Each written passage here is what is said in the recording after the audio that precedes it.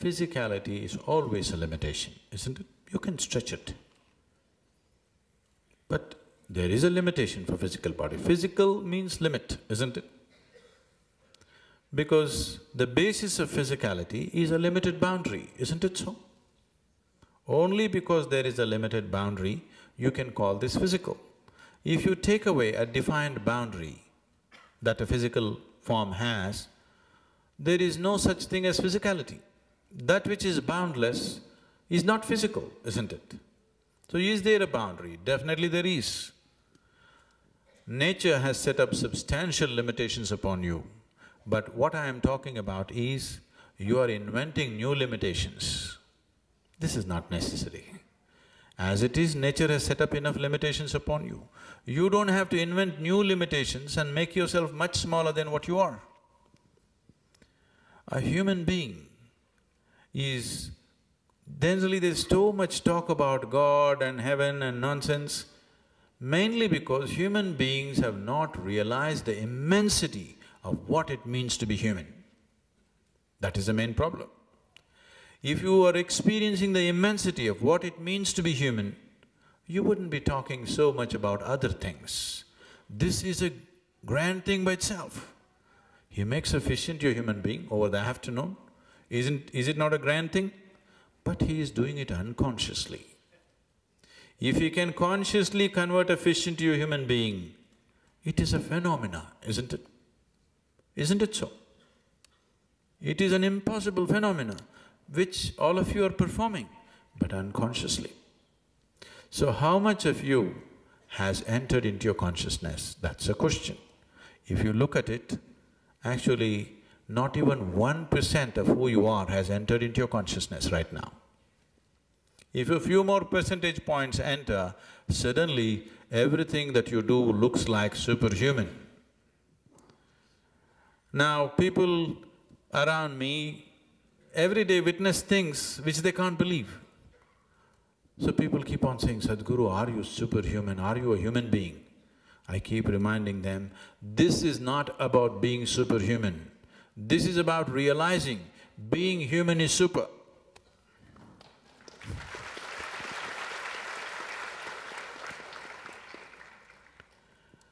Now, let me tell you a story. A certain man got spiritual thirst. In those days when they got a spiritual thirst, they went into the forest. So he went into the jungle, found a nice rock for him to sit and meditate. He sat down, then he noticed a little away from him, there was a fox. Both its forelegs were severed, crippled fox. Probably in some trap, hunter's trap, both its legs gone. Nature is not kind to any kind of incapability.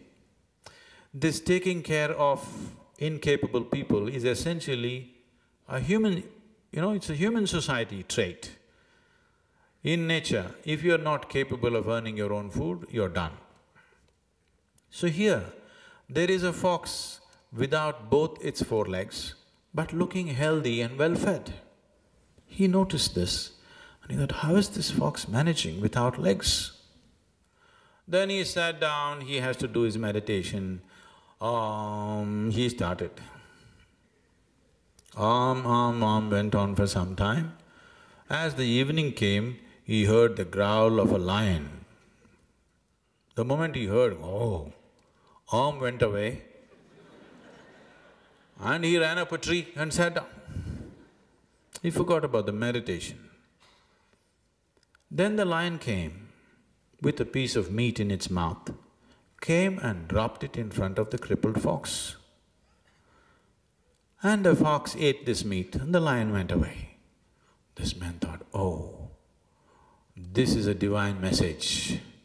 God is trying to say something to me. A crippled fox being fed by a ferocious lion. This is a miracle of miracles.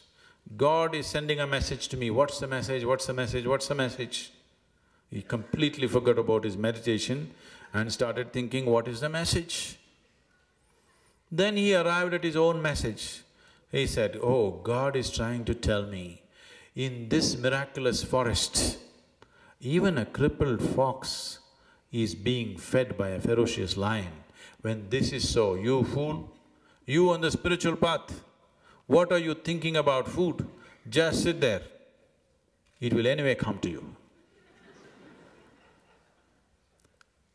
So he sat down, one day, second day, third day, sixth, seventh day, he's groaning for life, not able to move, totally weakened. He was groaning. Death thoughts. A yogi was passing this way.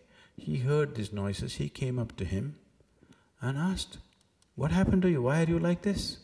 He said, "Oh, great yogi, please tell me, I got a divine message. I went by it and I became like this." Yogi asked, "What happened?"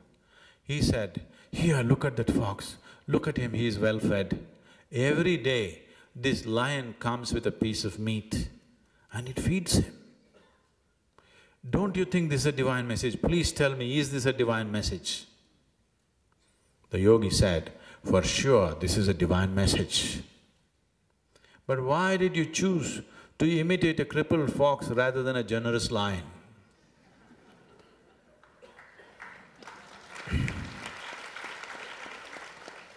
So this is the choice you have. If you're imitating a crippled fox, a generous lion looks like a miracle. It's not a miracle, it is doable. Yes, it is doable, nothing miraculous about it. But there are two ways to look at it. One way is, everything is a miracle. Tell me, you put filth into the ground and mangoes come out of the tree, sweetness. The filth and the sweetness of the mangoes, are they same? They are same, isn't it so? Aren't they same? The food that you eat and what you do in your toilet the next day, they are same, isn't it so? Yes or no? If you put that same filth into the field tomorrow, once again it becomes your food, isn't it so? It is the same. But can you treat both of them the same way? No, you need discretion as to how to treat it, but they are same, isn't it? Making filth into mangoes, is this not a miracle? Making fish into a human being, is this not a miracle? Yes or no? Everything is a miracle. That's one way of looking at life.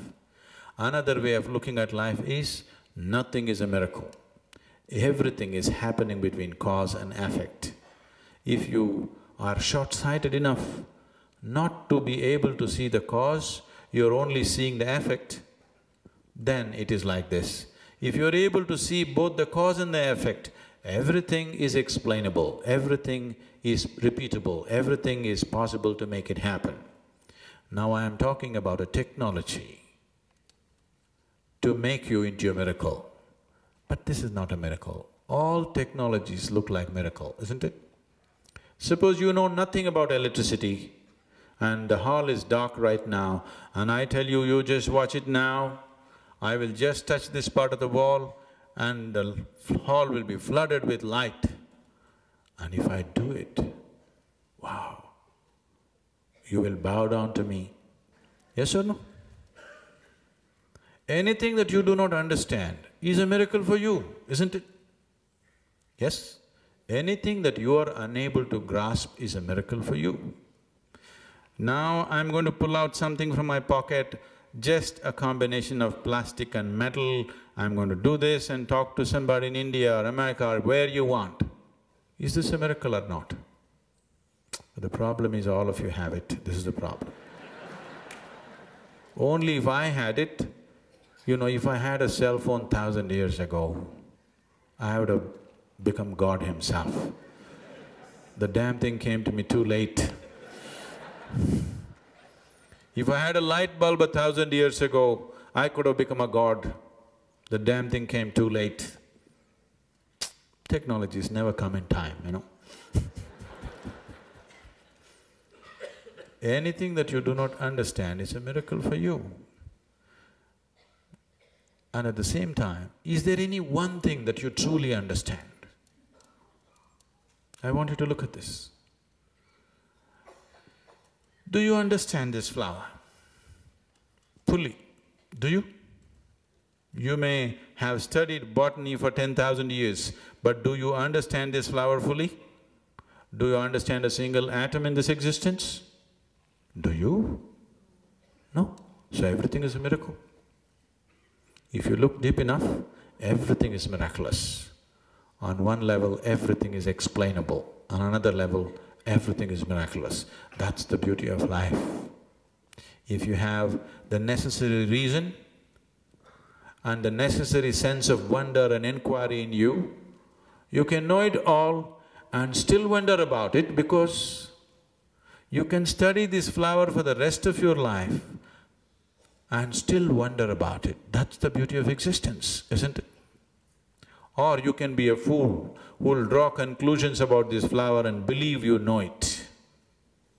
That's the difference. Everything about your life is like this, isn't it so? Yes? Everything about your life is like this. So it's miraculous and mundane at the same time. It is within reason and beyond reason at the same time. It is human and divine at the same time. You can play between the two. It's very beautiful. You can also become an animal, you know. Very easily human beings can behave like animals, isn't it? Because what is human is not established. You can freely, seamlessly move from animal nature to human nature to divine nature and back again if you wish. It's very beautiful. Don't mess it up.